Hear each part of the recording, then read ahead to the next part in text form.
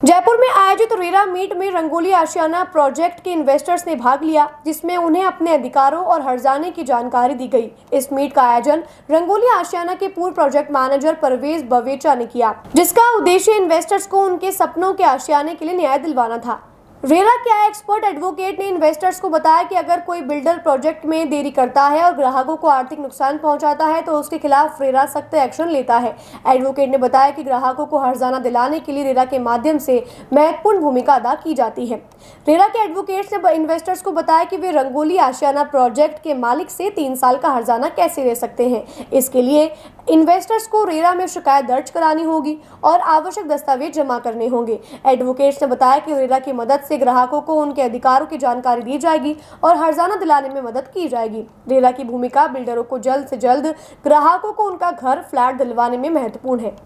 RERA ग्राहकों को हुए नुकसान की भरपाई भी करता है। एडवोकेट ने बताया कि रेरा के माध्यम से ग्राहकों को न्याय दिलाने में मदद की जाती है और बिल्डरों को उनके दायित्वों का पालन करने के लिए मजबूर किया जाता है। रेरा मीट में इन्वेस्टर्स को अपने अधिकारों और हर्जाने की जानकारी दी गई है। एडवोकेट ने बताया कि रेरा की मदद से ग्राहकों को न्याय दिलाने में मदद की जाती है और बिल्डरों को उनके दायित्वों का पालन करने के लिए मजबूर किया जाता है। अब इन्वेस्टर्स को उम्मीद है कि वे अपने सपनों के आशियाने के लिए न्याय पा सकेंगे। रंगोली आशियाना के पूर्व प्रोजेक्ट मैनेजर परवेज बावेच ने बताया कि जितने भी इन्वेस्टर्स ने अब तक रंगोली आशियाने में इन्वेस्ट किया है, वे सभी रेरा के माध्यम से अपने आर्थिक नुकसान की भरपाई करवा सकते हैं। एक इन्वेस्टर ने अपनी परेशानी साझा करते हुए बताया कि उसने करोड़ों रुपए का फ्लैट और दुकान का इन्वेस्ट रंगोली आशियाना में किया, लेकिन 2023 में फ्लैट देने का वादा करने के बावजूद आज तक ना तो फ्लैट मिला और ना ही दुकान। इन्वेस्टर ने बताया कि बिल्डर राजेश अपने रुचे रस्सू खातों और खुद के एडवोकेट होने की धौंस बताकर धमकी दे रहा है, जिससे आहत होकर अब कानून का सहारा लेना पड़ रहा है। इन्वेस्टर ने बताया कि बिल्डर की धमकी से वे डरने वाले नहीं हैं और अपने अधिकारों के लिए लड़ेंगे। परवेज बावेचा ने बताया कि रेरा के माध्यम से इन्वेस्टर अपने आर्थिक नुकसान की भरपाई करवा सकते हैं। सबसे पहले आपका नाम बता दीजिए। मेरा नाम गंगाधर मूलचंदानी है। मैं पंचशील ए ब्लॉक में रहता हूँ। सर, आपने रंगोली आशियाना में अब तक कितना इन्वेस्ट कर चुके हैं, क्या क्या चीज़ की? मैं एक्चुअली 2 फ्लैट A116 और A418 और 2 शॉप 12D ग्राउंड और 12D बेसमेंट मेरी पत्नी के साथ इन्वेस्ट कर चुका हूँ। कितना साल हुआ? फ्लैट तो 2022 में बुक किए थे, जिनका पोजीशन इनको 13 मार्च 23 को देना था, और दुकानें मैंने फरवरी में बुक करी थी, जिसका पोजीशन इनको 1 मार्च या आज से 31 मार्च 2024 को देना था, जो लेटर देने के बावजूद इन्होंने अभी तक नहीं दिया है। सर, काफ़ी लंबा समय हो चुका है, आपका इन्वेस्ट भी काफ़ी ज़्यादा है, क्या कहना चाहेंगे सर इस रंगोली आशियाना? क्या वाकई में सर, मैं कहना चाहूँगा कि इनकी जो टैक्टिक्स हैं कि डिलेड टैक्टिक्स हैं, जो मूलभूत सुविधाएं हैं वो जानबूझ के उसमें देरी कर रहे हैं। लिफ्ट लगाने की है, 6 में से अभी 3 भी नहीं लगी हैं, 2 लगी है, उसमें भी ऑपरेशनल 2 हैं कि 1 है, भगवान जानता है। और एसटीपी की सुविधाएं ऑप्शनल नहीं हैं, सीसीटीवी कैमरा का कोई अता पता नहीं है, और लाइट के कनेक्शन नहीं है। जो भी 2-4 आदमी रह रहे हैं उसमें इन्होंने खुद के कनेक्शन से रिकनेक्ट दिया हुआ है। जब दूसरे की प्रॉपर्टी ट्रांसफ़र हो जाती है तो वहाँ अपन कनेक्शन नहीं दे सकते, क्योंकि एक नया पावर हाउस खोल नहीं रखा उन्होंने एक कनेक्शन लेके। तो ऐसे में पावर हाउस टाटा पावर को भी सावधानी बरतनी चाहिए। ऐसा ये एक गलत परंपरा है कि ऐसे तो मैं भी एक कनेक्शन लेके और एक छोट मिनी पावर हाउस खोल दूं और अड़ोसी पड़ोसी 20 कनेक्शन लोगों को बांट दूं, जिनको अदर प्रॉपर्टी होल्डर हों। सर, क्या लगता है बीसलपुर का पानी वहाँ तक पहुँच पाएगा? बीसलपुर का हालांकि इन्होंने कमिट तो किया था, लेकिन अभी तक उन्होंने किया नहीं है। ऐसा मेरे सुनने में ज़रूर आया कि 1.5-2 करोड़ की डिमांड है, तो ये एक्स्ट्रा प्रोजेक्ट में खर्चा करना नहीं चाहते, इसलिए बीसलपुर का तो मुझे नहीं लगता है ये सुविधा पानी की देंगे। तो ये भी एक परेशानी का सबब हो गई, जो चीज़ें देख के लोगों ने बुक तो क्या किया। लगता है ऐसे में प्रोजेक्ट पूरा हो पाएगा? वैसे 400 आदमियों के प्रोजेक्ट में जो 424 फ्लैट और शॉप्स करीबन 460-70 यूनिट में, मैं नहीं समझता अजमेर जैसे शहर में केवल बोरिंग के पानी से, यहाँ टैंकर के पानी से मंगा कर सप्लाई दी जाए और उससे सारी चीज़ें पूर्ति हो जाए। ऐसा मुझे असंभव सा लगता है। तो ये एक पुरानी सड़ी हुई रेलवे कॉलोनी टाइप बन जाएगी।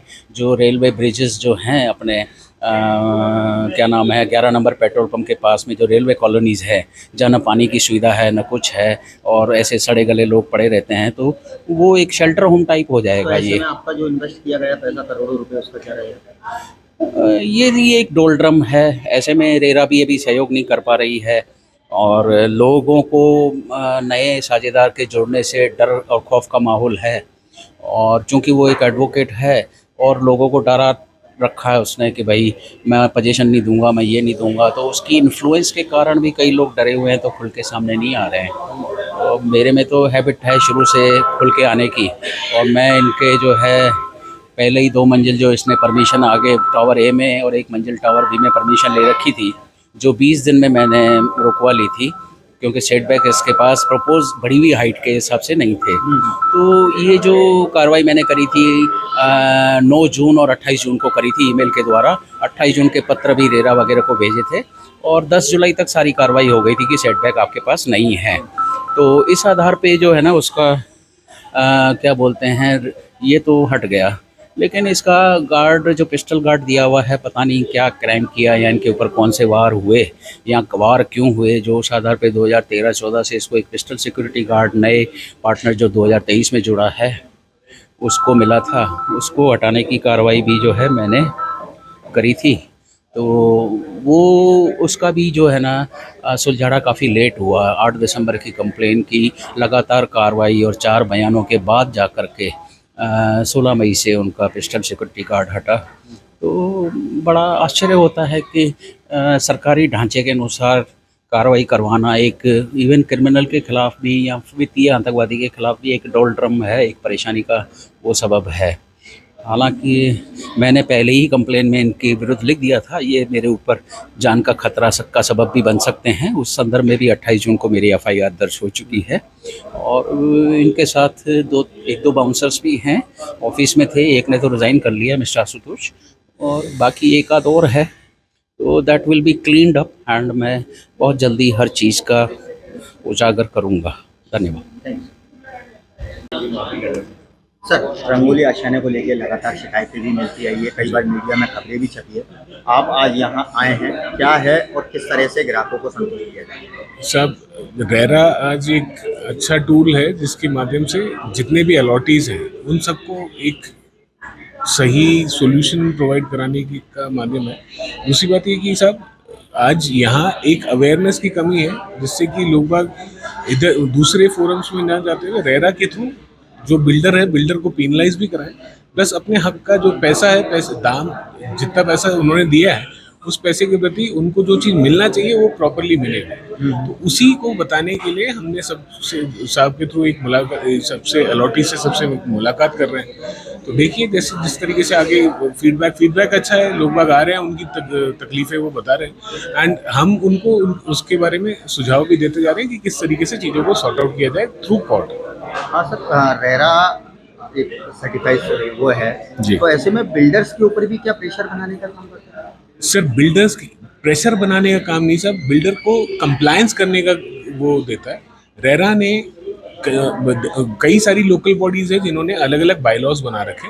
RERA building bylaws, state apartment act, कई JDA, ADA जितने भी लोकल बॉडीज हैं उन सब के बायलॉज के थ्रू जो भी बिल्डर रेरा के अंदर में प्रोजेक्ट रजिस्टर कराता है उन रजिस्ट्रेशन की कंप्लायंसेस को पूरा करने तथा समय से प्रोजेक्ट को हैंडओवर कराने के प्रति बाध्य है, जिसके लिए रेरा ने कई मापदंड बना रखे, उनको करना जरूरी है। और बिल्डर्स के ऊपर प्रेशर नहीं, ये साहब एक इंफ्रास्ट्रक्चर डेवलप होता है तो एक शहर का विकास होता है, शहर का विकास होता है तो राज्य का विकास होता है। तो उन सब चीज़ों के लिए रेरा कोर्ट एक माध्यम है कि चीज़ों को प्रॉपरली की जाए।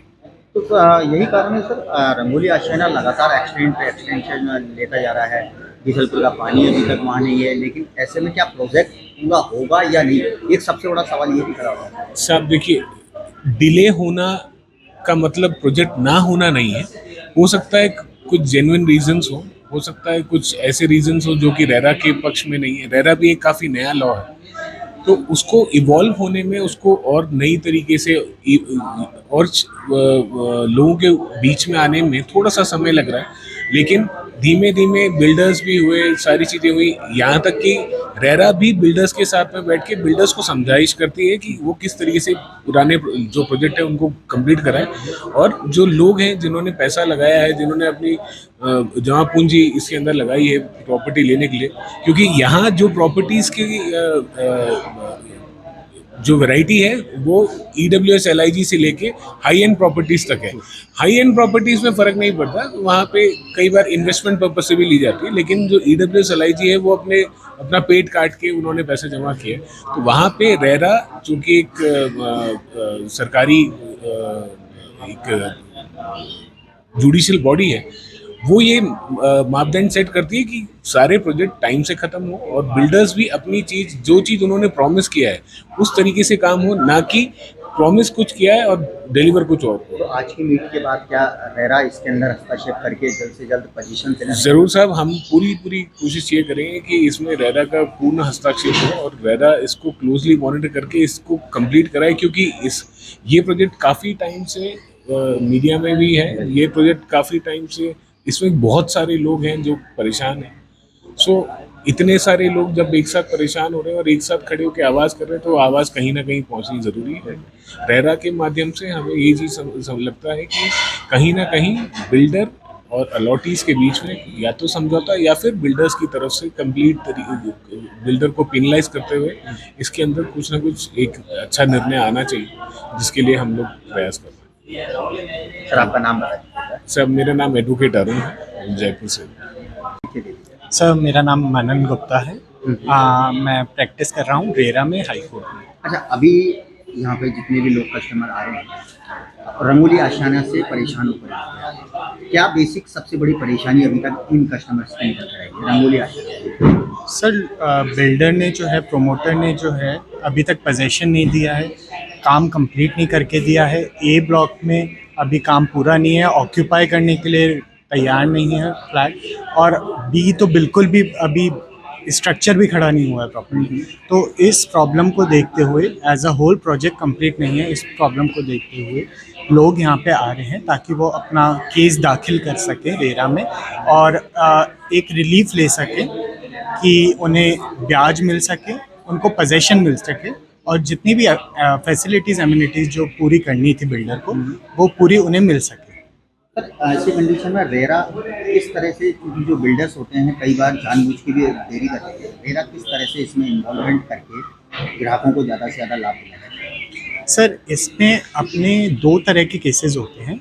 एक तरह का केस होता है जो कि रेरा अथॉरिटी के सामने होता है, समक्ष होता है, उसमें आपको ब्याज मिल जाता है।